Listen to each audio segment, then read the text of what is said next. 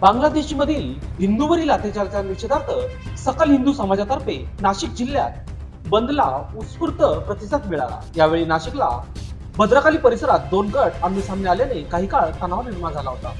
बांगलादेशातील हिंदू आणि मंदिरे यांच्या रक्षणासाठी भारत सरकारने तातडीने पावले उचलावीत यासाठी शुक्रवार दिनांक 16 रोजी सकल हिंदू समाजातर्फे नाशिक जिल्हा बंदची हाक देण्यात आली होती। सकाळपासूनच नाशिक बंदला उत्स्फूर्त प्रतिसाद मिळून आला।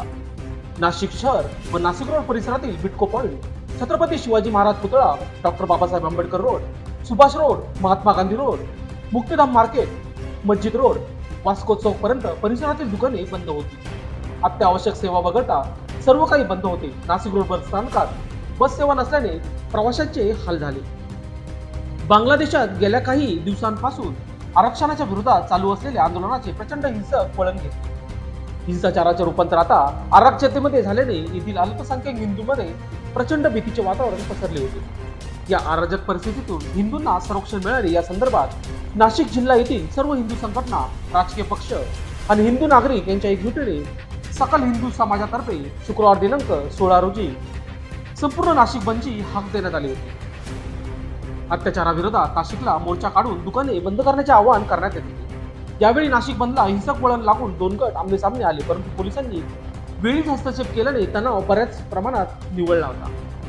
काही अतिउत्साही तरुणांनी बाईक रॅली काढली होती। त्यात दिलेल्या घोषणांनी वातावरण तापल्याचे समजत आहे। युवकांच्या घोषणामुळे भद्रकाली आणि दूध बाजार परिसरात अफवा पसरत असल्याने काही काळ तणाव होता। दुपारपासून शहरात वेगवेगळ्या अफवा पसरत असल्या तरी त्यावर विश्वास ठेवू नये असे आवाहन पोलिसांनी केले होते, परंतु दुपारनंतर पुन्हा भद्रकाली परिसरात पिंपळ चौक, बडी दर्गा आदी ठिकाणी दगडफेक झाल्याने पोलिसांनी लाठीचार्ज करावा लागला। यावेळी 10 ते 12 गाड्यांची तोडफोड करण्यात आली। दगडफेकीत पोलीस कर्मचारी आणि अधिकारी जखमी झाले असून पोलिसांनी साक्षी मंदिर परिसरात लाठीचार्ज केला। जुने नाशिक परिसरातील बडी दर्गा परिसरात जमावाला पांगवण्यासाठी पोलिसांकडून अश्रुधुरांचा वापर करण्यात आला।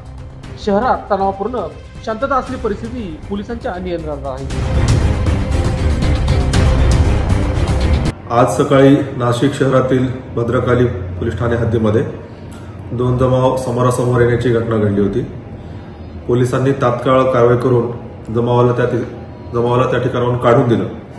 या प्रसंगी जे दोषी आहेत त्यांच्यावरती गुन्हे दाखल करण्याची प्रक्रिया सुरू आहे। अतिरिक्त बंदोबस्त तैनात करण्यात आले असून परिस्थिती शांतता आहे। लोकशास्त्र न्यूजसाठी बंटी आढाव, नाशिक।